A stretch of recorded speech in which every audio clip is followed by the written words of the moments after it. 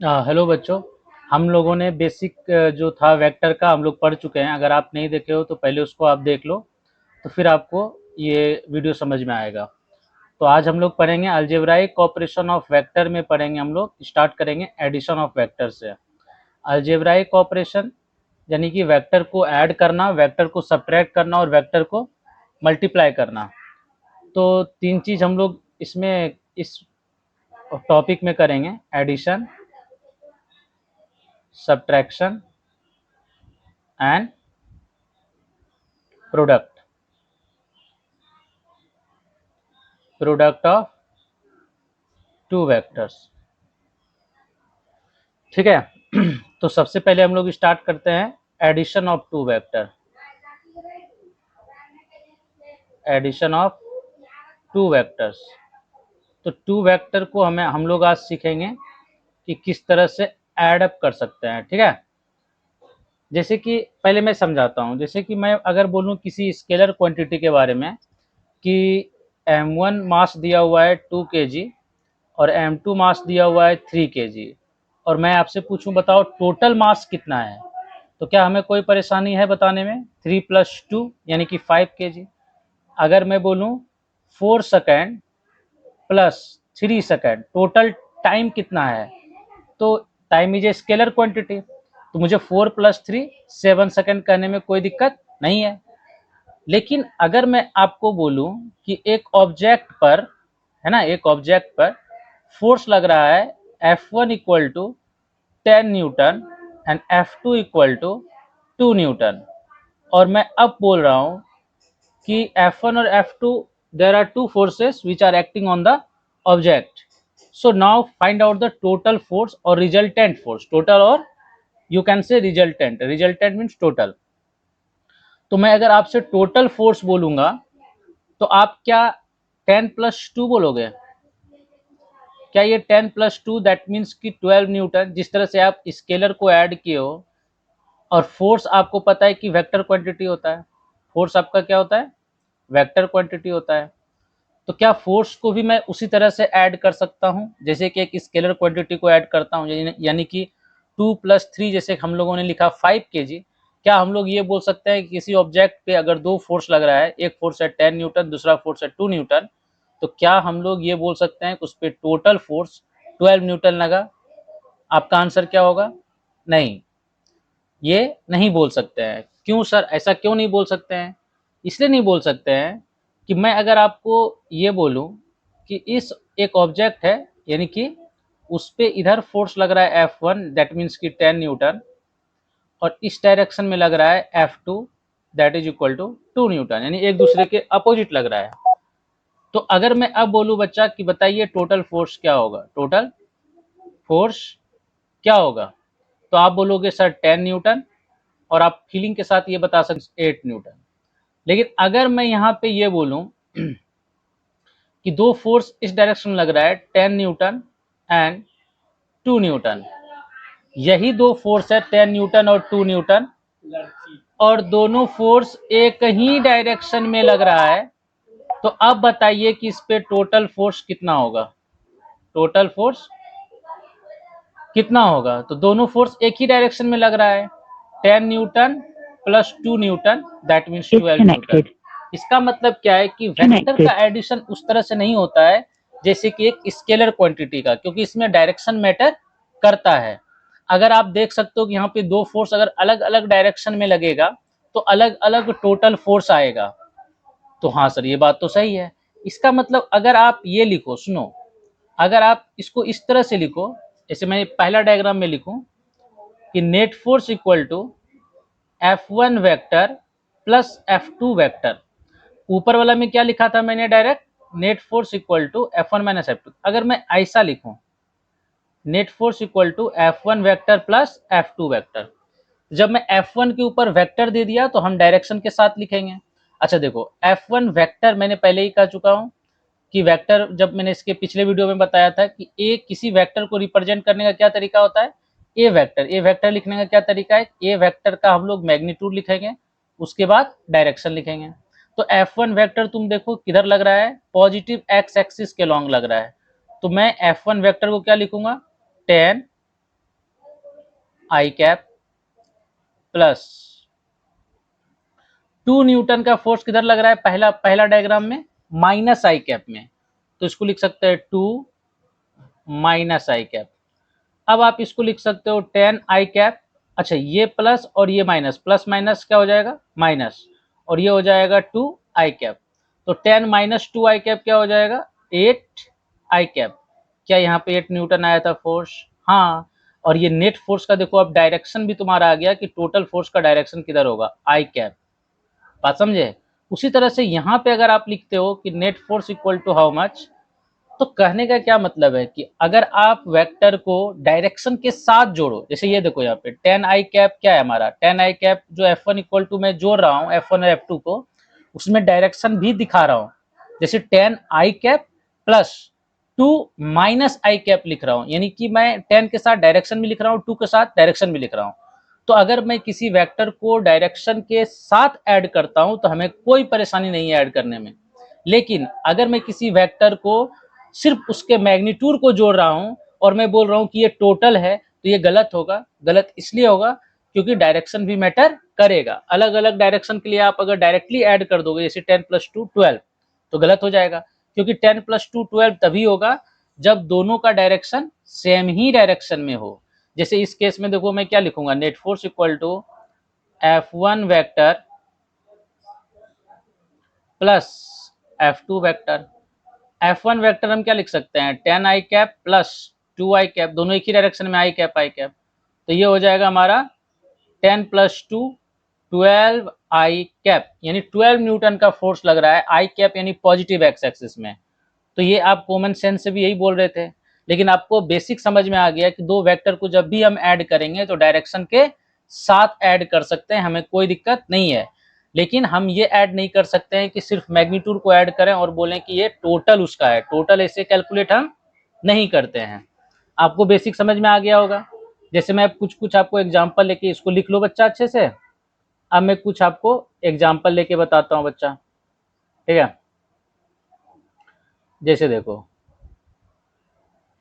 जैसे मैं बोलूं कि ए एक वेक्टर है, और इसका जो ए अगर एक वेक्टर है तो उसका मैग्नीट्यूड लिखेंगे और डायरेक्शन लिखेंगे। बोला हाँ सर। तो अब क्या लिखेंगे यहाँ पे, A vector equal to 2 I cap और B vector equal to 4 I cap. अब मैं आपको बोल रहा हूं कि ए वेक्टर और बी वेक्टर को जोड़िए, मतलब total resultant. A vector plus B vector मतलब क्या हो गया, इसको आप बोल सकते हो resultant of A vector and B vector, और यू कैन से और टोटल, है ना। यानी ए वेक्टर और बी वेक्टर का रिजल्टेंट कहने का मतलब है टोटल। ए वेक्टर और बी वेक्टर का रिजल्टेंट मतलब ए वेक्टर और बी वेक्टर को आप जोड़ दीजिए। अच्छा, इसको जोड़ने में क्या है, हमें कोई परेशानी नहीं है अगर हम डायरेक्शन के साथ ऐड करते हैं।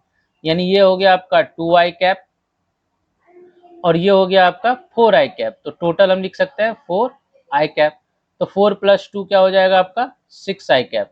तो हम बोल सकते हैं कि ये दो वेक्टर को अगर हम ऐड कर रहे हैं, A vector plus B vector, तो उसका जो रिजल्टेंट का जो डायरेक्शन होगा, resultant of A vector and B vector जो होगा बच्चा, वो हो जाएगा 6 यूनिट, और डायरेक्शन किधर हो जाएगा, आई कैप। आई कैप यानी पॉजिटिव एक्स एक्सिस। बात समझ में आया।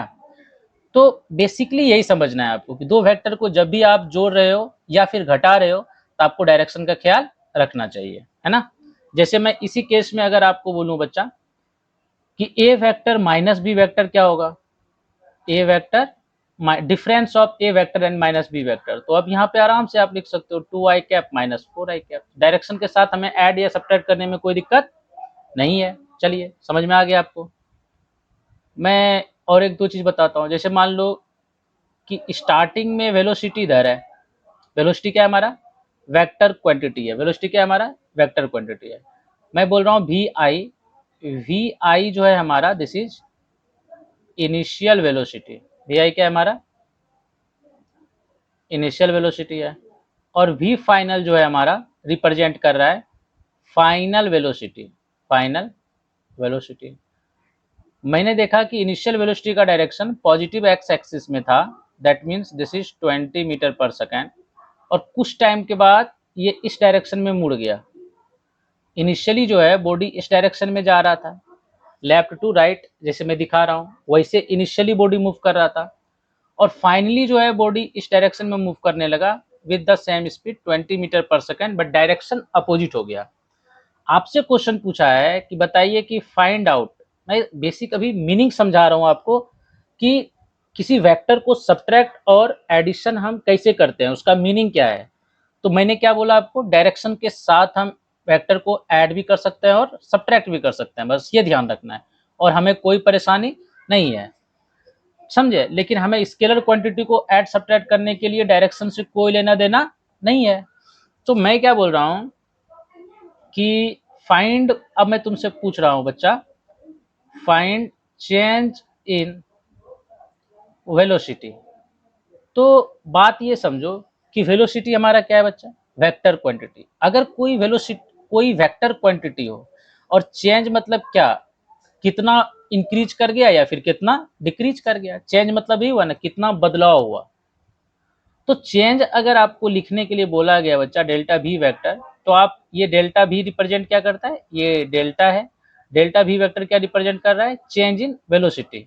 अच्छा कैसे निकालेंगे, तो जब भी कोई वेक्टर क्वांटिटी का आपको चेंज पूछा गया है या टोटल एडिशन करके रिजल्टेंट पूछा गया है या फिर चेंज पूछा गया है, तो आपको डायरेक्शन के साथ सब्ट्रैक्ट और एडिशन करना पड़ेगा, यानी कि वी फाइनल वेक्टर लिखना पड़ेगा माइनस इनिशियल वेक्टर लिखना पड़ेगा। अगर बच्चे लोग ये नहीं करते हैं तो बच्चा इसका आंसर क्या करेगा पता है, this is 20 meter per second sir, और this is 20 meter per second.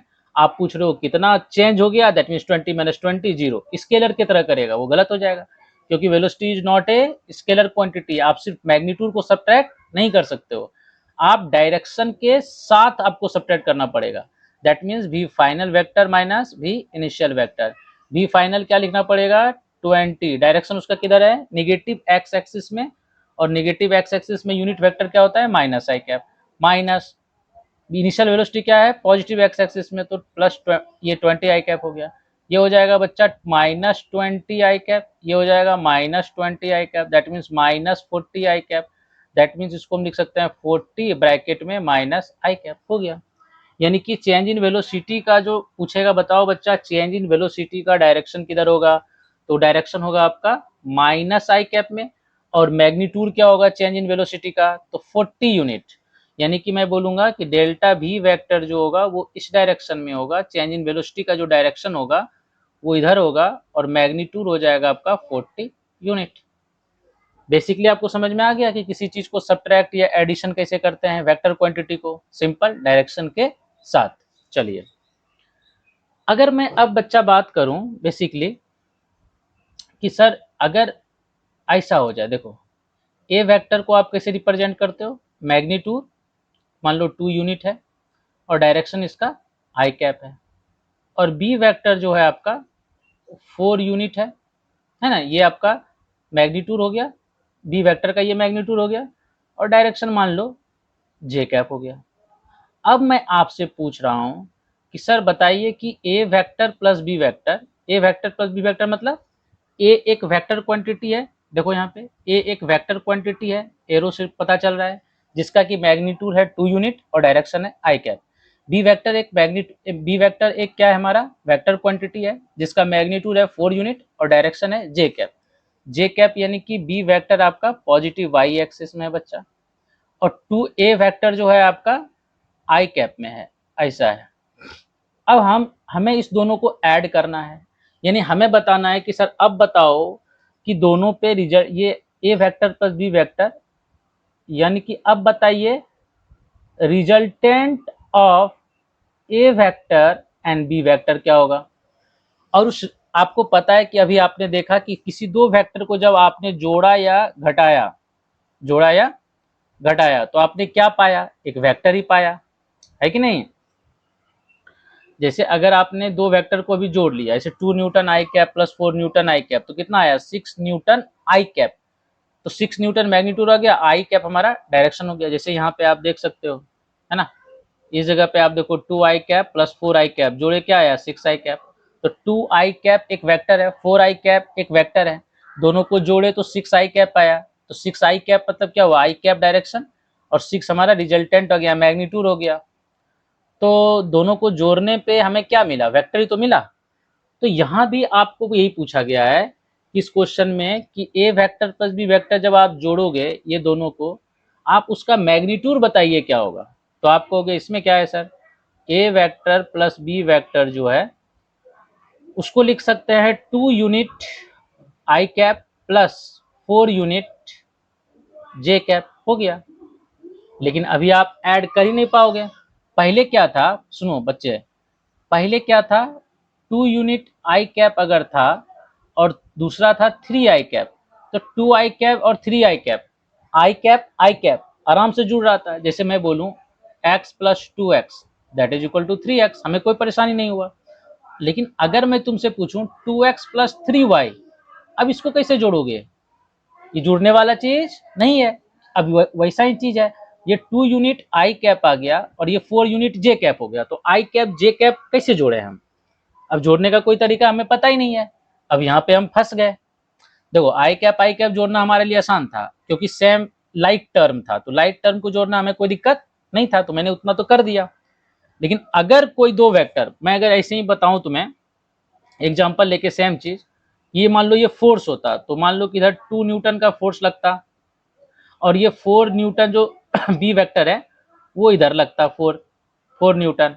क्या 2 न्यूटन आई क्या पॉजिटिव एक्स एक्सिस में है, क्या 4 न्यूटन आपका पॉजिटिव वाई एक्सिस में, बोला हाँ। अब मैं इस दोनों को जोड़ रहा हूँ, 2 Newton i cap plus 4 Newton j cap, इसको जोड़ रहा हूँ, ऐड कर रहा हूँ। तो अभी तुम जब इसको फोर्स लगाओगे देखोगे ब्लॉक ऐसे जाता है। तो हमें पूछा गया है कि बताइए टोटल फोर्स कितना लगेगा ब्लॉक पे, अगर 2 न्यूटन 4 न्यूटन एक दूसरे के परपेंडिकुलर लगेगा तो बताइए टोटल फोर्स कितना लगेगा। क्वेश्चन तो सही है, लेकिन हमें आई कैप जे कैप तो जोड़ना आता ही नहीं है, कैसे जोड़ देंगे, लाइक टर्म तो है नहीं।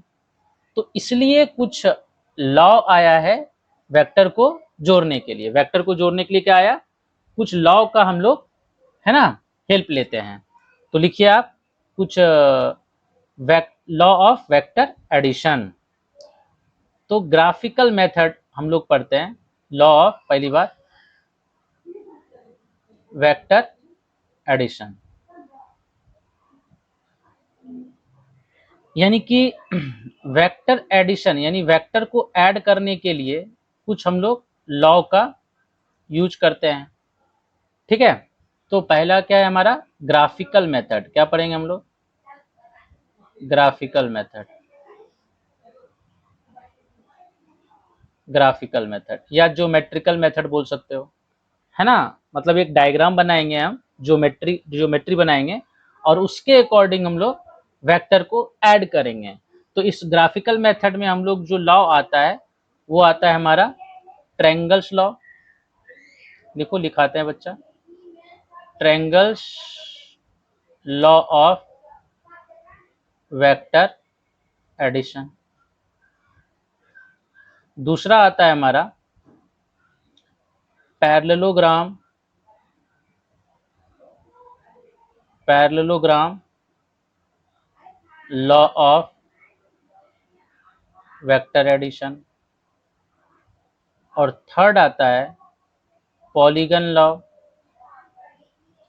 Of vector addition. देखो ये तीन अलग अलग मेथड है, आप तीनों में से कोई यूज करोगे तो आंसर आपका सेम आएगा। बस these are the 3 methods to calculate the addition of 2 vector, यानी आप दो वेक्टर को जब जोड़ रहे हो तो ये सब मेथड आप यूज कर सकते हो, ठीक है। तो लिखो पहले कि इसको लिख लो बच्चा, फिर लिखो कि triangles law of vector addition आपका क्या बोलता है, ठीक है। तो इसमें आप लिखिए पहला triangles law of vector addition. तो एक चीज समझ जाओगे तो दूसरे में कोई परेशानी आपको नहीं होगा। Triangles law of vector addition. तो triangles law of vector addition क्या कहता है भैया कि जो दो वेक्टर को आप ऐड करोगे, जो दो वेक्टर को आप ऐड करोगे that means two vectors which are to be added are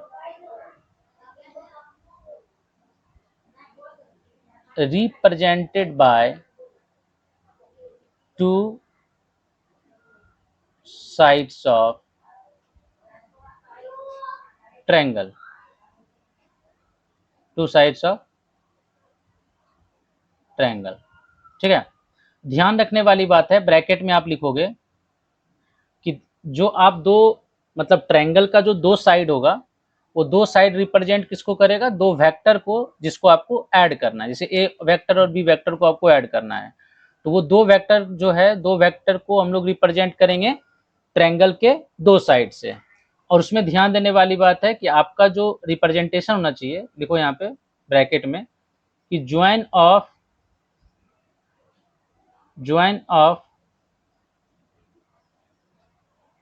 joint of head of one vector to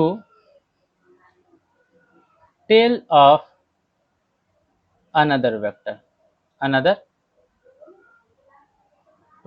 जैसे कि मान लो बच्चा कि मैं बोलूं कि ए वेक्टर इधर है, ठीक है, और बी वेक्टर का डायरेक्शन इधर है, हमें इस दोनों वेक्टर को ऐड करना है। तो आपको क्या करना है, एक वेक्टर के हेड को दूसरे वेक्टर को टेल में ज्वाइन करना है। तो जैसे ही ज्वाइन करोगे ना, ये ट्रायंगल का दो साइड आपको मिल जाएगा। और किसका किसका करना है, जिस वेक्टर को आपको ऐड करना है। जैसे मुझे ए वेक्टर और बी वेक्टर को ऐड करना है तो हम लोग वेक्टर को पैरेलली शिफ्ट कर सकते हैं। पहला वीडियो में बताए थे कि अगर आप पैरेलली शिफ्ट करते हो, शिफ्ट करने से उसके मैग्नीट्यूड और डायरेक्शन चेंज नहीं होता है, वेक्टर चेंज नहीं होता है। तो ये हो गया आपका ए वेक्टर, ये हो गया आपका बी वेक्टर। तो third side of the triangle जो होगा, है ना, नेक्स्ट लिखेंगे उसी में, यहाँ पे ये जो है ज्वाइन कर दिए। तो जो हमारा third side of the triangle होगा, थर्ड साइड ऑफ ट्रायंगल जो होगा रिप्रेजेंट्स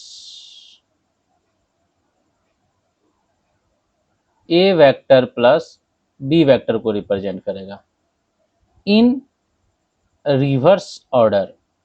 इन रिवर्स ऑर्डर, रिवर्स ऑर्डर मतलब क्या हुआ, जैसे देखो ए वेक्टर और बी वेक्टर अगर तुम इसको देखो तो इसका रोटेशन है इस डायरेक्शन में, ऐसे रोटेट कर रहा है, मतलब एंटी क्लॉकवाइज, घड़ी के विपरीत दिशा में। तो जो third side of the triangle होगा, ये इसको तो ऐड कर रहे थे तो हेड टू टेल मैच कर रहे थे, जिस दो वेक्टर को ऐड करना है उसको हेड और टेल को ज्वाइन कर देना है बस। तो third side of the triangle जो है वो ये बचा आपका, ये वाला।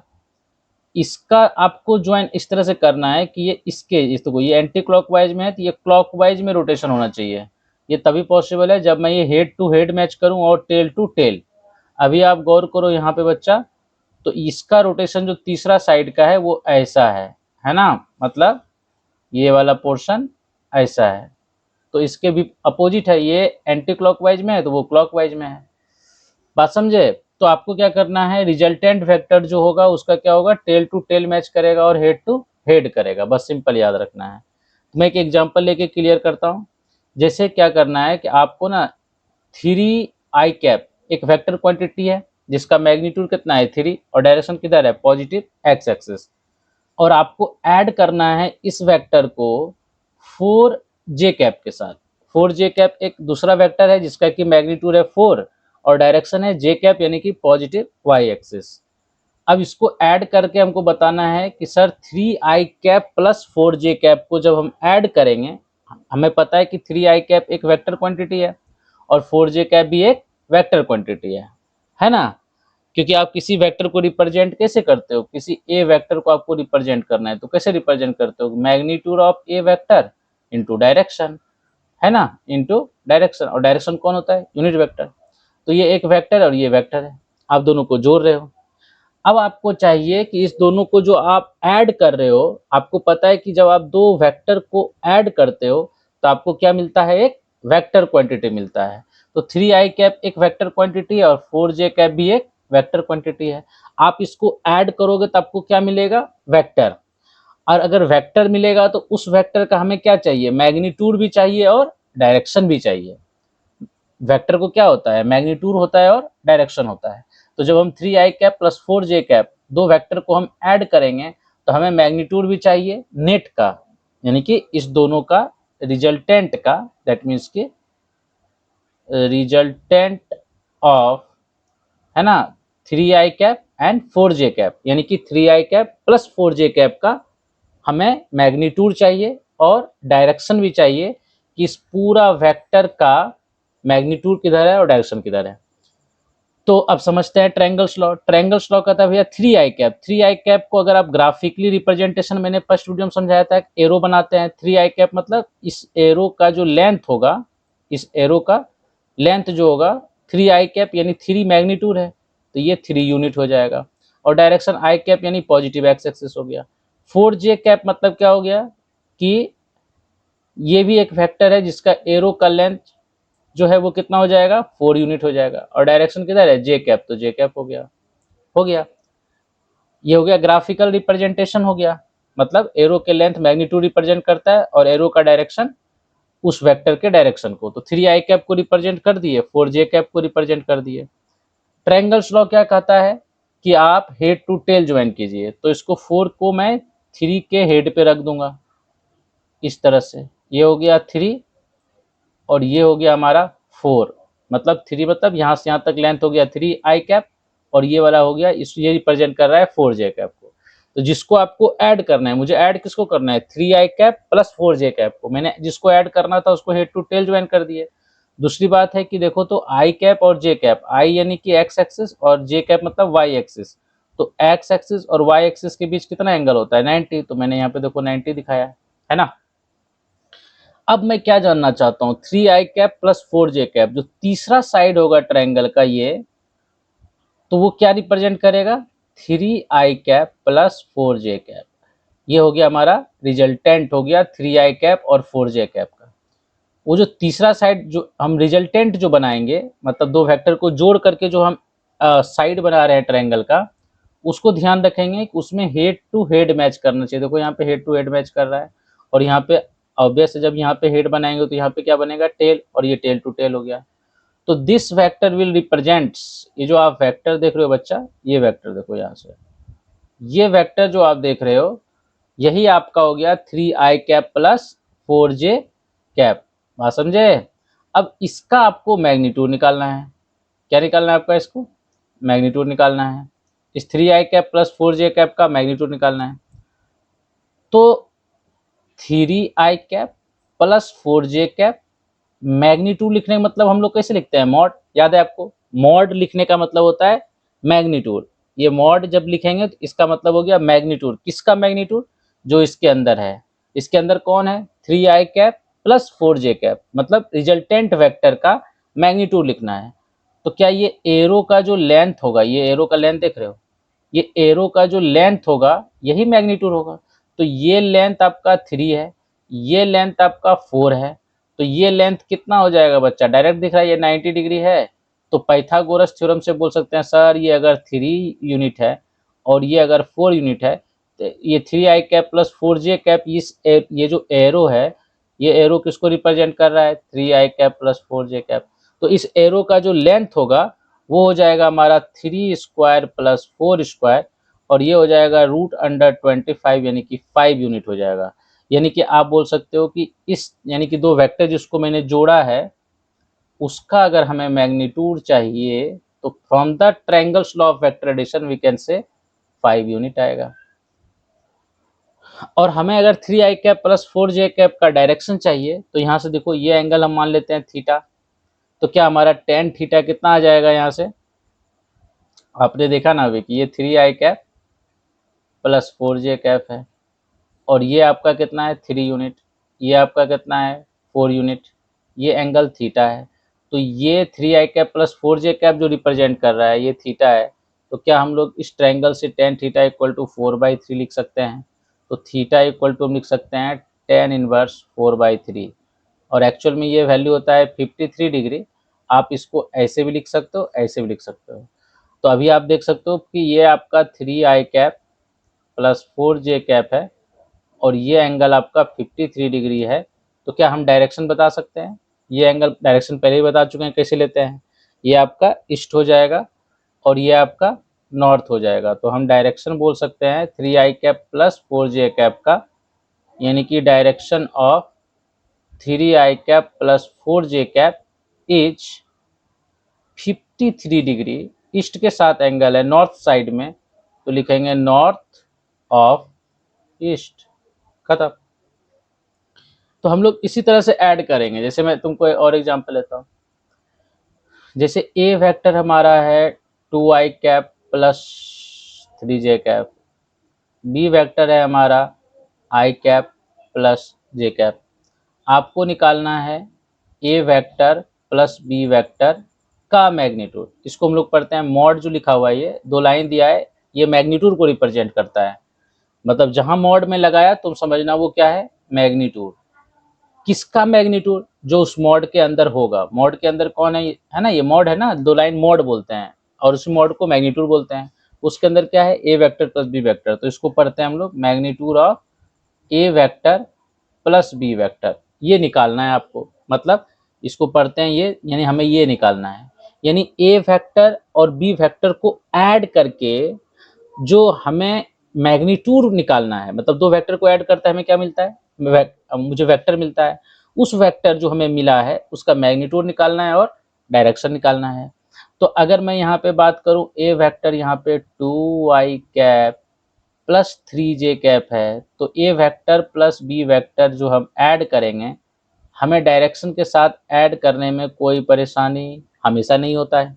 तो ए वेक्टर को मैंने डायरेक्शन के साथ लिख दिया और बी वेक्टर को भी i प्लस जे लिख दिया डायरेक्शन के साथ। आई के साथ जो लाइक टर्म है उसको ऐड करने में हमें कोई परेशानी नहीं है। 3j कैप जे कैप के साथ ऐड हो गया तो 4j कैप हो गया। So this will be A vector plus B vector. समझे? आपको क्या निकालना है, A vector plus B vector का मैग्नीट्यूड, और उसका A vector plus B vector का वैल्यू कितना आया, 3i cap plus 4j cap. यानी अभी आपको चाहिए क्या, आपको चाहिए ए वेक्टर प्लस बी वेक्टर, यानी कि उसका वैल्यू आ चुका है 3i cap plus 4j cap. इसका मैग्नीट्यूड चाहिए आपको, क्या चाहिए, इसका मैग्नीट्यूड चाहिए, है ना। तो आपको पता है कि जिसका आपको मैग्नीट्यूड चाहिए 3i cap plus 4j cap का, 3i कैप एक कंप्लीट वेक्टर है जिसका मैग्नीट्यूड 3 है, डायरेक्शन i कैप है। 4j कैप एक कंप्लीट वेक्टर है जिसका मैग्नीट्यूड 4 है और डायरेक्शन j कैप है। और ये प्लस है, यानी कि जोड़ना है। जोड़ने के लिए क्या यूज करते हैं, ट्रायंगल्स लॉ। 3i कैप को अगर मैं ग्राफिकली रिप्रेजेंट करूं तो 3 यूनिट इधर हो गया, है ना, ये लेंथ एरो का 3, direction i cap. 4j cap किधर हो गया हमारा, वाई एक्सिस में हो गया, ये 4 यूनिट हो गया, वाई डायरेक्शन में हो गया।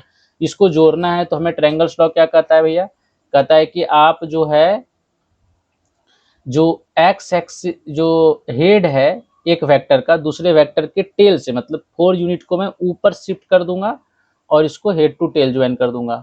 और एक एक्स एक्सिस में है, दूसरा वाई एक्सिस में है, तो ऑब्वियस है 90 डिग्री एंगल है। तो ये 3 है तो ये 4 है। तो third side of the triangle जो होगा वो रिप्रेजेंट करेगा आपका 3i cap plus 4j cap vector को रिप्रेजेंट करेगा। 3i cap plus 4j cap vector को रिप्रेजेंट करेगा। तो मैं बोल सकता हूँ बच्चा कि ये जो टेल होना चाहिए, यहाँ पे टेल टू टेल होना चाहिए बच्चा, और ये हेड टू हेड होना चाहिए। तो यहाँ पे देखो हेड टू हेड मैच कर गया, यहाँ पे टेल टू टेल मैच कर गया रिजल्टेंट का, जिसको आप जोड़ के लिखे हो। अब आपको मॉड चाहिए, मॉड चाहिए मतलब क्या, 3i cap plus 4j cap, तो यही arrow 3i cap plus 4j cap हुआ ना। अब इसका तुमको लेंथ, अब मैग्नीट्यूड चाहिए मतलब इस एरो का तुम्हें लेंथ चाहिए, मैग्नीट्यूड चाहिए मतलब एरो का लेंथ चाहिए, एरो का लेंथ ही मैग्नीट्यूड होता है। तो 3i cap plus 4j cap अगर ये वेक्टर है तो इसका जो लेंथ होगा, लेंथ निकाल देंगे तो मॉड आ जाएगा, मैग्नीट्यूड आ जाएगा। इस एरो का लेंथ कितना आएगा अब नहीं बता सकते हैं पाइथागोरस थ्योरम से, √3 स्क्वायर प्लस 4 स्क्वायर यानी कि 5 यूनिट। तो हमें तो बस पूछा गया था कि magnitude of A vector plus B vector, तो मैंने A vector plus B vector को आराम से जोड़ दिया और हमें मिला 3i cap plus 4j cap. यानी magnitude of A vector plus B vector मतलब हो गया कि 3i cap plus 4j cap का मैग्नीट्यूड निकालना है। मैग्नीट्यूड निकालने के लिए हमें पता है 3i कैप एक अलग वेक्टर है और 4j कैप एक अलग वेक्टर है, दो अलग अलग वेक्टर है जिसका डायरेक्शन एक का i कैप है और j कैप है, तो आराम से हम कैलकुलेट कर लेंगे। तो बात समझे। जैसे मैं और एग्जांपल देता हूँ, जैसे ये ब्लॉक है, इस पे लगा इधर 8 न्यूटन का फोर्स और ऊपर लगा इधर 6 न्यूटन का फोर्स। अब मैं तुमसे पूछ रहा हूं कि find out net force experienced bye block, experienced bye block. तो तुम कहोगे इसको मान लेते हैं बच्चा F1, इसको मान लेते हैं F2। तो जब भी हम नेट फोर्स लिखेंगे यानी कि हम टोटल फोर्स लिखेंगे, फोर्स हमारा क्या है, वेक्टर क्वांटिटी है। नेट लिखेंगे मतलब टोटल लिखेंगे, तो हमें डायरेक्शन के साथ ऐड करने में कोई दिक्कत नहीं है। F1 तुम देखो बच्चा, तो ये है तुम्हारा एक्स एक्सिस, पॉजिटिव एक्सिस आई कैप, और 6 न्यूटन मेरा है जे कैप। तो हम क्या लिख सकते हैं, 8 newton i cap, net force को लिख सकते हैं, डायरेक्शन के साथ ऐड कर सकते हैं, प्लस 6 न्यूटन जे कैप। अब इसी दोनों को ऐड करना है। नेट फोर्स निकालने का मतलब है आपको मैग्नीट्यूड निकालना है नेट फोर्स का, यानी टोटल का वैल्यू कितना होगा। तो उसका मैग्नीट्यूड निकालने का मतलब है कि ये देखो, ये एक कंप्लीट वेक्टर है और ये भी एक वेक्टर है। तो 8 न्यूटन आई कैप अगर मैं ग्राफिकली रिप्रेजेंट करूं तो 8 न्यूटन ये हो गया, और 6 न्यूटन को अगर मैं रिप्रेजेंट करूं बच्चा, तो वो किधर हो गया, ऊपर हो गया, ये हो गया, और 8 न्यूटन हमारा ये हो गया। तो क्या मैंने हेड टू टेल ज्वाइन कर दिया, दोनों के बीच 90 डिग्री है, i cap X axis, j cap हो गया Y axis. Third side of the triangle ये हो गया। तो टेल टू टेल मैच करेंगे, हेड टू हेड मैच करेंगे, ये रिप्रेजेंट करेगा हमारा 8 newton i cap plus 6 newton j cap. हमें क्या चाहिए, नेट फोर्स का मैग्नीट्यूड चाहिए, यानी कि हमें चाहिए नेट फोर्स का वैल्यू कितना है, ये है, यानी कि हमें चाहिए 8 आई कैप प्लस 6 जे कैप का मैग्नीट्यूड। और 8 आई कैप 6 जे कैप इस एरो को रिप्रेजेंट करता है, तो इस एरो का इसका मतलब हमें लेंथ चाहिए। लेंथ निकालने के लिए क्या करना पड़ेगा, फिर से पाइथागोरस थ्योरम, ये 8 है, ये 6 है, और ये एरो का लेंथ कितना हो जाएगा, 8 square plus 6 square, that means 10 Newton, खत्म। अगर हमें डायरेक्शन चाहिए तो नेट फोर्स जो है वो आपको दिख गया होगा कि ये 6 न्यूटन आपका यहाँ पे शिफ्ट हो गया था, है ना, और ये आपका आ गया था कितना, 10 न्यूटन आ गया अभी just third side of the triangle. ये एंगल हॉरिजॉन्टल के साथ हम थीटा मान लेते हैं, तो ये थीटा भी आ जाएगा आपका 10 थीटा। ये आपका तो देखो, तो ये एरो का लेंथ जो है वो 8 न्यूटन है, ये वाला जो लेंथ है वो 6 न्यूटन है। तो आप 10 थीटा इक्वल टू लिख सकते हो 6/8, ये 2 × 3 2 × 4 हो गया, तो 3/4 हो गया। तो यहाँ 3/4 जो वैल्यू होता है वो 37 डिग्री का होता है, किसका होता है, 37। तो यहाँ पे थीटा कितना है, 37 डिग्री, और ये नॉर्थ है, ये ईस्ट है, तो हम बोलेंगे नॉर्थ ऑफ ईस्ट। बात समझे, तो हमें कोई परेशानी नहीं है। अब समझो, अब मैं बात करता हूँ, ये तो हो गया ट्रायंगल स्लॉप, समझ गए ट्रायंगल स्लॉप कैसे करता है, जिस दो वेक्टर को मुझे जोड़ना होता है हेड टू टेल ज्वाइन करते हैं, third side of the triangle का जो है वो रिप्रेजेंट करता है उस दो वेक्टर के सम को, और third side of the triangle जो है हेड टू हेड मैच होना चाहिए और टेल टू टेल मैच होना चाहिए। अब हम बात करते हैं parallelogram law of vector addition. Mathematically अभी आप देखोगे, मैथमेटिकली में कोई, मैथमेटिक्स में कोई प्रॉब्लम नहीं, मतलब कोई अंतर नहीं है, बस लॉ इसको अलग ढंग से बोलते हैं, बस उतना ही बात है। तो अभी हम बात कर लेते हैं इसका, parallelogram law of vector addition, parallelogram of law of vector addition. तो इसमें पहले समझो पैरेललोग्राम किसको बोलते हैं, उसके आमने सामने की जो साइड है वो क्या होना चाहिए, पैरेलल। ये दोनों साइड पैरेलल है, ये साइड और ये साइड क्या है, पैरेलल है। क्या एक रेक्टेंगल जो है क्या वो पैरेललोग्राम है, हाँ, ये दोनों साइड पैरेलल है, ये दोनों साइड पैरेलल है। क्या एक स्क्वायर पैरेललोग्राम हो सकता है, हाँ, ये दोनों आमने सामने का साइड क्या है, पैरेलल है, और ये पैरेलल है ना, समझ गए। तो ये हमारा डायरेक्ट आ गया कि इस तरह के साइड को क्या बोलते हैं, पैरेललोग्राम बोलते हैं। दूसरी बात है कि ये दोनों जो साइड है इसको बोलते हैं एडजेस, ये दोनों साइड हो गया, जैसे ये दोनों साइड हो गया, ये दोनों साइड हो गया, ये दोनों साइड हो गया, इसको बोलते हैं एडजेसेंट साइड्स। क्या बोलते हैं इसको, एडजेसेंट साइड्स ऑफ पैरेललोग्राम, है ना। कोई भी साइड ले सकते हो जो आपस में ज्वाइन है, जैसे ये ले सकते हो, ये ले सकते हो, ये ले सकते हो, दोनों साइड ये। तो कहने का मतलब कि इसको एडजेसेंट साइड्स बोलेंगे। तो इसमें क्या करते हैं, सुनो, इसमें करते हैं जिस दो वेक्टर को आपको ऐड करना है, जिस दो वेक्टर को आपको ऐड करना है, इसमें आपको याद रखो, मैं डायरेक्ट बोल देता हूँ कि इसमें आपको टेल टू टेल ज्वाइन करना है, टेल टू टेल ज्वाइन करो, और head to sorry head to head join करो, या तो टेल टू टेल ज्वाइन करो या तो हेड टू हेड ज्वाइन करो। समझे? जिस दो वेक्टर को आपको जोड़ना है, which are to be added, which are to be added, आपको ज्वाइन कर देना है टेल टू टेल और हेड टू हेड, है ना? Which the vectors which are to be added, the vectors which are to be added, जिसको आपको जोड़ना है, आपको ये ध्यान रखना है। तो बेसिक है, अब समझ में आ जाएगा आपको। ठीक है, जैसे मैं बोल रहा हूँ कि ए वेक्टर इधर है बच्चा आपका, ठीक है, और बी वेक्टर आपका इधर है, तो कुछ मत करो, हेड टू हेड या तो टेल टू टेल, तो इस बी वेक्टर को शिफ्ट करके हम क्या करेंगे बच्चा, ये ए वेक्टर है, अब टेल टू टेल मैच कर देंगे, लो कर दिए बी वेक्टर, तो ये अपने आप एडजेसेंट साइड्स बन जाएगा। तो पैरेललोग्राम लॉ क्या कहता है कि जो पैरेललोग्राम का एडजेसेंट साइड्स है वो रिप्रेजेंट करता है उस दो वेक्टर को जिसको हमें ऐड करना है, that mean which are to be added. So those vectors are represented by adjacent sides of parallelogram. तो ये एडजेसेंट अपने आप हो जाएगा, जब तुम टेल टू टेल ज्वाइन करोगे, हेड टू हेड ज्वाइन करोगे, वो खुद ही पैरेललोग्राम का दो एडजेसेंट साइड्स बन जाएगा, तो आपको टेंशन लेने का कोई जरूरत नहीं है। ठीक है, तो बोलता है कि जो डायगोनल होगा आपका, क्या होगा, डायगोनल, डायगोनल ऑफ पैरेललोग्राम जो होगा आपका, ठीक है, वो रिप्रेजेंट करेगा आपका रिजल्टेंट करेगा, क्या करेगा, रिजल्टेंट और total, resultant of A vector and B vector, simple. तो ए वेक्टर इधर है, तो ए वेक्टर का पैरेलल साइड ये हो गया, बी वेक्टर का पैरेलल साइड ये हो गया। ठीक है, मैंने पैरेलल पैरेलल ड्रॉ कर दिया।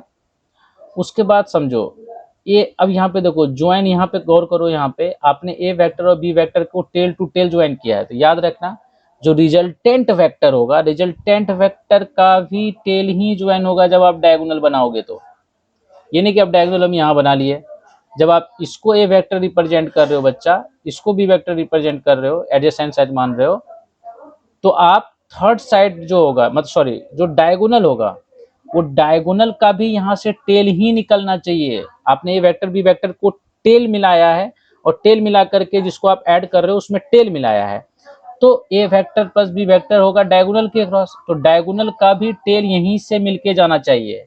तो ये हो गया आपका ए वेक्टर प्लस बी वेक्टर। बात समझे? कोई कहेगा सर ये भी हो सकता है, देखो ये अगर हेड टू हेड मान के चल रहे हो तो ये ए वेक्टर हो गया, ये आपका बी वेक्टर हो गया, पैरेलल है, सेम वेक्टर होगा। तो यहाँ पे देखो, तो ये हेड है ए वेक्टर का और ये बी वेक्टर का हेड है, तो तुम देखो ए वेक्टर प्लस बी वेक्टर का भी हेड ही मिल रहा है यहाँ पे, यानी अगर ए वेक्टर बी वेक्टर का तुमने टेल टू टेल मिलाया है, A vector plus B vector का भी टेल मिलेगा। अगर हेड टू हेड मैच करके तुम सोच रहे हो तो A vector plus B vector का भी हेड ही मिलेगा। बात समझे? और ए वेक्टर प्लस बी वेक्टर किधर होगा, डायगोनल होगा। अगर आप इसको टेल टू टेल माने हो तो डायगोनल ऐसे नहीं बनाएंगे, यहीं से ज्वाइन करेंगे। क्लियर है? अब मैं एक दो एग्जांपल लेता हूँ, समझ जाओगे बच्चा। कैलकुलेशन वाइज में कोई फर्क नहीं पड़ता है, मैं पहले भी कहा था। जैसे मैं बोलूँ 3i कैप बच्चा, इधर 3 यूनिट है, ए वेक्टर है, यानी आपका ए वेक्टर जो है वो 3i कैप है, और बी वेक्टर आपका 4j कैप है। तो ए वेक्टर तो ये हो गया, आप ग्राफिकल रिप्रेजेंटेशन करोगे तो 3 यूनिट आपका ये हो गया ए वेक्टर, और बी वेक्टर आपका 4 यूनिट इधर हो गया जे कैप। अब इसको जोड़ना है, दैट मीन्स आपको निकालना है A vector plus B vector. तो आप क्या करो, ये 3 यूनिट हो गया, है ना? अब टेल टू टेल ज्वाइन करो, दोनों के बीच 90 डिग्री एंगल है, तो क्या मैंने 3 और 4 को जोड़ना है। 3 और 4 क्या है, हमारा वेक्टर क्वांटिटी है, तो मैंने दोनों को क्या किया, टेल टू टेल ज्वाइन कर दिया। क्या ये बन गया, पैरेललोग्राम का एडजेसेंट साइड बन गया। डायगोनल आपका किधर होगा, इधर। तो देखो पैरेलल साइड ये 3 है तो ये भी 3 है, ये 4 है तो ये भी 4 है, ऐसा। अब तुम देखो तो ये तुम्हारा एक ट्रायंगल आपको दिख रहा होगा, ये देखो, क्या ये ट्रायंगल लॉ नहीं है? ये 3, ये यहाँ से यहाँ लेंथ 3 है, ये लेंथ 4 है, तो ये root under 3 square plus 4 square तो हो गया। डायगोनल ही रिप्रेजेंट कर रहा है ना 3i cap plus 4j cap को। तो 3i cap plus 4j cap का अगर मैं मैग्नीट्यूड के बारे में बात करूं तो मैं डायरेक्ट बोल सकता हूं और root under 3 square plus 4 square, यानी यही तो होगा डायगोनली, तो सब कुछ सही है। तो मैथमेटिकली तुम देखो तो ये ट्रायंगल ही बन रहा है, लेकिन अब सोच अलग रहे हैं, मतलब अब टेल टू टेल ज्वाइन करके सोच रहे हैं। बात समझे कि नहीं समझे? तो कभी कभी दोनों इंपॉर्टेंट होता है। जैसे मैं एक चीज समझाता हूँ, ये आसान सोचना कभी कभी हो जाता है, मतलब कैलकुलेशन वाइज तो कोई फर्क नहीं पड़ता है।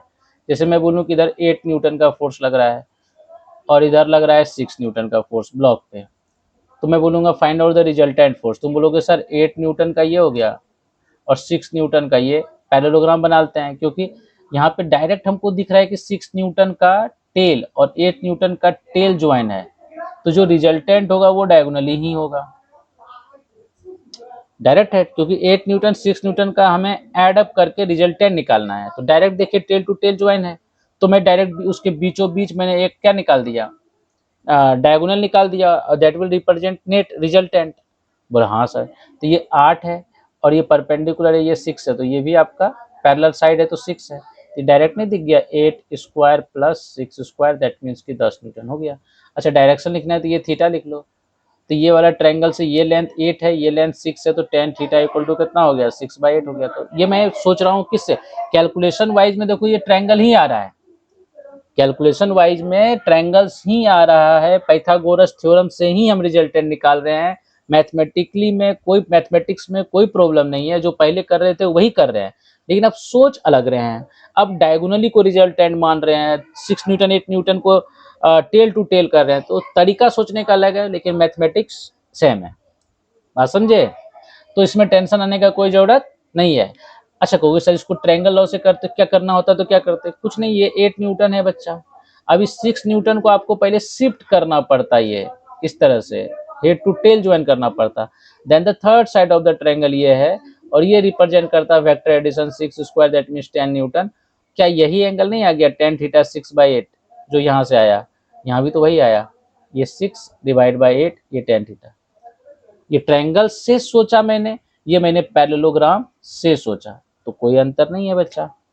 क्लियर है? आगे बढ़े, ठीक है, चलिए अब आप नेक्स्ट लिखिए। अगर आपका ए वेक्टर इक्वल टू है मान लो 2i cap plus 3j cap plus 4k cap, ऐसा है, और आपसे पूछा गया है बताइए magnitude of A vector. Magnitude of A vector मतलब क्या हो गया, इसको पढ़ते हैं मैग्नीट्यूड ऑफ ए वेक्टर। अच्छा ए वेक्टर का वैल्यू यहाँ पे दिया हुआ है 2i cap plus 3j cap, अगर इतना होता तो हम डायरेक्ट पाइथागोरस थ्योरम से करते, 2 इधर 3 इधर, ये होता root under 2 square plus 3 square, लेकिन इस बार मैंने 4k कैप भी दिया है। k कैप किसको रिप्रेजेंट करता है, जेड एक्सिस को। बोला ठीक है सर, तो मैं क्या करूंगा ना, दो दो करके जोड़ता हूँ, पहले समझो, समझ जाओगे तुम बच्चा। 2i cap plus 3j cap, 2 unit किधर है, इधर, 3 यूनिट किधर है, 3j कैप मतलब 3 यूनिट इधर है, ट्रायंगल लॉ बना दिया मैंने, हेड टू टेल ज्वाइन कर दिया, मतलब 2i कैप और 3j कैप को जोड़ना था, तो 2 और 3 का हेड टू टेल ज्वाइन कर दिया। और ये वाला जो third side of the triangle है, ये रिप्रेजेंट करेगा 2i cap plus 3j cap. बात समझे? बोला हाँ। अच्छा अब इसको हटा दो, दोनों का रिजल्टेंट तो निकाल दिए, 2i cap plus 3j cap. अच्छा इसका वैल्यू कितना आ जाएगा, root under 2 square plus 3 square आ जाएगा, इसका, है ना। अभी मैं इसका रिजल्टेंट निकाल दिया है ना, और डायरेक्शन बोल दिया 2i cap plus 3j cap का ये है। अच्छा अब चलते हैं 4k। 4k कैप मतलब क्या हो गया, अगर ये x है ये y है, तो z axis dot dot dot out of the plane बाहर है, अगर ये out of the plane dot dot dot है जेड एक्सिस, क्या जेड एक्सिस इस पे परपेंडिकुलर नहीं हो गया, 2i cap plus 3j cap 4k cap, क्या इस पे परपेंडिकुलर नहीं हो गया, तो क्या मैं दो बार फिर से पाइथागोरस थ्योरम नहीं लगा देंगे, दो वेक्टर अगर 90 डिग्री एंगल हो तो क्या हम फिर से पाइथागोरस थ्योरम नहीं लगा देंगे, इसके root under 2 square plus 3 square और 4 के बीच में, तो आंसर क्या आ जाएगा कि रूट के अंदर जो है 2 स्क्वायर प्लस 3 स्क्वायर, उसका स्क्वायर कर देंगे प्लस 4 का स्क्वायर कर देंगे, तो आंसर क्या आ जाएगा, रूट हट जाएगा, 2 square plus 3 square plus 4 square, खत्म। मतलब अभी आपको डायरेक्ट समझ लेना है अब कि अच्छा यहाँ पे कुछ भी आई cap plus J cap plus K cap में ऐड हो और उसका हमें मैग्नीट्यूड निकालना हो इस पूरे का, तो डायरेक्ट उसके कोफिशिएंट को रूट अंडर 2 जो भी हो स्क्वायर कर देंगे और ऐड अप कर देंगे। जैसे मैं एक एग्जांपल और ले लेता हूँ, जैसे A vector equal to I cap plus J cap plus K cap, हमें चाहिए मैग्नीट्यूड ऑफ ए वेक्टर, तो अब हम डायरेक्ट लिखें, यहाँ 1 है, यहाँ 1 है, कोफिशिएंट 1 है, तो direct 1 square plus 1 square plus 1 square हो गया, √3 हो गया, यूनिट खत्म। समझे? दो में से तो दिख ही रहा था कि सर दो, अगर दो वेक्टर है तब तो कोई बात ही नहीं है, पाइथागोरस थ्योरम लगा करके, इसमें 2 बार पाइथागोरस थ्योरम लगा दिए, अब इन्हें बेसिक भी समझा दिया, तो हमें कोई दिक्कत नहीं है। क्लियर है यहाँ तक? चलिए, तो this is all about parallelogram law of vector addition and triangles law of vector addition. अब आप फंसने वाले ये हो कि बच्चा कहता है सर चलो ठीक है, ये तो मान लेते हैं हम, अगर ए वेक्टर ऐसा हो और बी वेक्टर आपका ऐसा हो जाए, मतलब कुछ एंगल थीटा बना ले, है ना, तो आप कहोगे कि इसका पैरेलल साइड ये बना लिए, इसका पैरेलल साइड ये बना लिए, ये ए वेक्टर हो गया, ये आपका बी वेक्टर हो गया। बोले हाँ। बोला सर ये एंगल तो अब थीटा है। बोले हाँ। जब ये थीटा है, बोला हाँ, तो ये डायगोनल हो गया सर, ए वेक्टर प्लस बी वेक्टर हो गया। लेकिन अब तो ये राइट एंगल ट्रायंगल नहीं है, क्योंकि अब तो A vector B vector 90 degree थोड़ी है, ये ए वेक्टर है, मैं बोल रहा हूँ बी वेक्टर आपका ये है, तो इसको यहां से ऐसे कर लिए, ए वेक्टर थोड़ा सा इधर और बी वेक्टर आपका ऐसा है, तो ये अब एंगल ये इसके साथ तो एंगल थीटा बना रहा है, ये एंगल, ये आपका बी वेक्टर है, ये तो एंगल थीटा बना रहा है ए वेक्टर के साथ, 90 तो है ही नहीं। तो अब रूट, अब ये तो तुम्हारा देख रहे हो यहाँ पे, अब यहाँ से देखो ये वाला डायगोनल जो है रिप्रेजेंट करेगा ए वेक्टर प्लस बी वेक्टर। अब ये तो आप देख सकते हो यहाँ पे A vector plus B vector, ये जो ट्रायंगल आप देख रहे हो यहाँ पे देखो, ये ट्रायंगल, पहले ये ट्रायंगल और ये ट्रायंगल आपस में 90 हो जा रहा था, बट अब 90 तो है ही नहीं, तो पाइथागोरस थ्योरम तो लगा ही नहीं पाएंगे। अब मतलब अब हम मॉड ए वेक्टर प्लस बी वेक्टर का मॉड अब तो हम लिख ही नहीं पाएंगे कि रूट अंडर ए स्क्वायर प्लस बी स्क्वायर होता है, तो क्या हम फंस गए? हाँ, हम फंस गए। अब हम यहाँ पे कैलकुलेट नहीं कर पाएंगे, क्योंकि हमें इसका मैथमेटिक्स नहीं पता है। देखो लॉ तो इतना ही है, लेकिन अब हमें मैथमेटिक्स नहीं पता है, अब हम फिजिक्स में नहीं फंसे हैं, मैथमेटिक्स में फंसे हैं, क्योंकि ये एंगल जो आपका है, ये ट्रायंगल अब राइट एंगल ट्रायंगल नहीं है ना।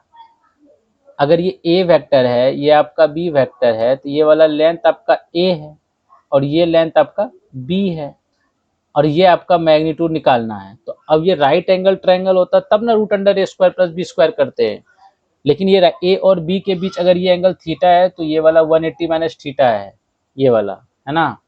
तो हम तो बोल ही नहीं पाएंगे कि रूट अंडर ए स्क्वायर प्लस बी स्क्वायर है। इसीलिए अब हम लोग एक मैथमेटिक्स पढ़ेंगे, ना कि फिजिक्स। फिजिक्स में यही 2 लॉ करके ऐड कर लेते हैं हम लोग, ठीक है। अभी भी देखो तो हम parallelogram law of vector addition लगा रहे हैं, मतलब लॉ फेल नहीं हुआ है, बात समझे। अगर कोई और एंगल हो जाए तो लॉ फेल नहीं हुआ है, बस मैथमेटिक्स हमें नहीं आता है। क्या पाइथागोरस थ्योरम फिजिक्स में पढ़े? नहीं, वो कहाँ पढ़े हम, वो हम 9th 10th 7th में पढ़े थे। तो अभी हम ये चीज़ नहीं पढ़े थे, इसलिए हम क्या जानेंगे अभी, हम लोग मैथमेटिक्स जानेंगे। फिजिक्स तो लॉ है, लॉ हमें पता है। तो चलिए, तो हम मैथमेटिक्स जानते हैं, for any angle theta, mathematics जानेंगे ना, कि थीटा हम मान लेते हैं एनी एंगल है, theta is the any angle between A vector and B vector. चलिए डेरिवेशन करते हैं इसका थोड़ा सा। This is A vector, this is B vector, और ये एंगल थीटा मान लिए, ये हो गया। ये बी वेक्टर है तो ये भी बी वेक्टर है, ये ए वेक्टर है। अब इसको क्या करेंगे, थोड़ा एक्सटेंड कर देंगे ऐसे करके, और यहाँ से ये अब 90 डिग्री हमने ड्रॉ कर लिया। क्या कर लिया? 90 डिग्री ड्रॉ कर लिया, इसको थोड़ा सा एक्सटेंड करके। अब ये डायगोनल हमने यहाँ से खींचा है ये, तो ये रिप्रेजेंट करेगा ए वेक्टर प्लस बी वेक्टर, बात समझे। अब ये ए वेक्टर है और ये हमारा बी वेक्टर है, तो हमें पता है ये एंगल बी वेक्टर के साथ कितना है, थीटा है, तो ये एंगल भी कितना है हमारा, थीटा है। इस ट्रायंगल को मैं मान लेता हूँ ओ पी क्यू आर। मैं ओ पी क्यू आर को अलग से बनाता हूँ तो आपको समझ में आ जाएगा, है ना। ये आपका बी वेक्टर था, ये एंगल थीटा है, ये आपका पी है, ये आपका क्यू है, ये आर है, ये 90 है ना। मैंने इसको आगे बढ़ा करके 90 ड्रॉ किया हुआ है। क्लियर है। तो अभी आप देखो, अगर मैं बोलूँ इस राइट एंगल ट्रायंगल में, तो ये परपेंडिकुलर है, ये बेस है, और ये आपका हाइपोटेन्यूस है। तो मैं अगर बात करूं बी वेक्टर का, तो ये वाला जो क्यूपी है, क्यूपी, वो तो बी के मैग्नीट्यूड के बराबर है। बी के ऊपर एरो हटा दो तो क्या दे देगा हमें, मैग्नीट्यूड।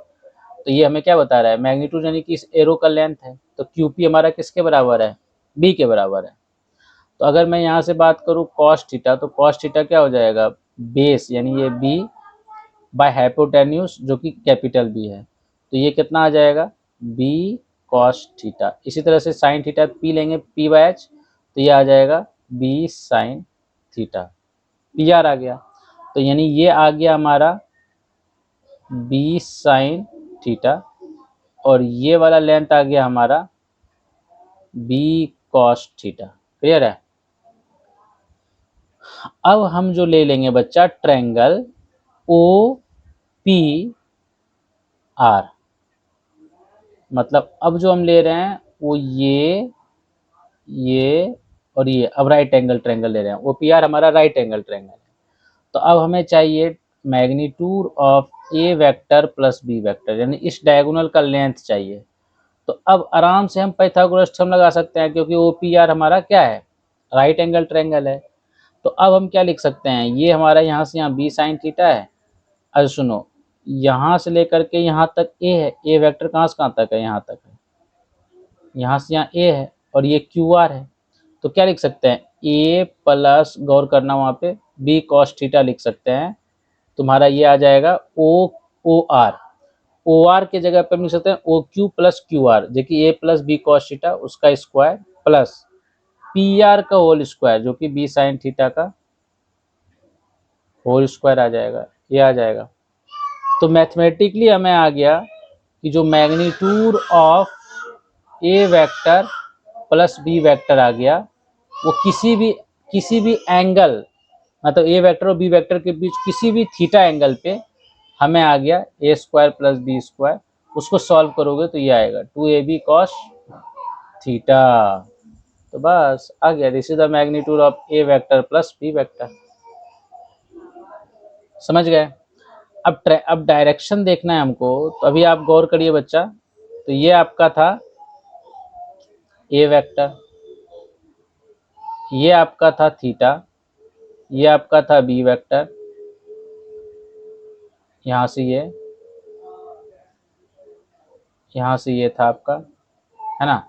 ये बी वेक्टर था, तो ये भी आपका बी वेक्टर था। यहाँ से आपने एक राइट एंगल ट्रायंगल इसको आगे बढ़ा के बना लिया, है ना। और ये रिप्रेजेंट डायगोनल कर रहा था A vector plus B vector. तो क्या A vector plus B vector का मैग्नीट्यूड आ गया। थीटा हमारा क्या है, angle between A vector and B vector. अब आपको जो चाहिए बच्चा, जो आपको चाहिए वो A vector plus B vector का मैग्नीट्यूड चाहिए, मतलब मैग्नीट्यूड तो आ गया, डायरेक्शन चाहिए। तो डायरेक्शन आप गौर करो बच्चा इसमें, तो ये ए वेक्टर के साथ हम मान सकते हैं कि इसका डायरेक्शन अल्फा है, और बी वेक्टर के साथ मैं मान सकता हूँ बीटा है।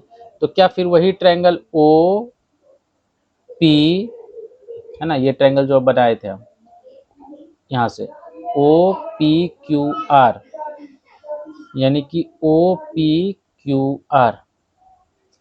फिर हम ओ पी क्यू आर से हम देखें तो ये वाला, ये बी था, बी वेक्टर था, तो ये कितना था, ये थीटा था बच्चा, ये बी साइन थीटा था, ये बी कॉस थीटा था।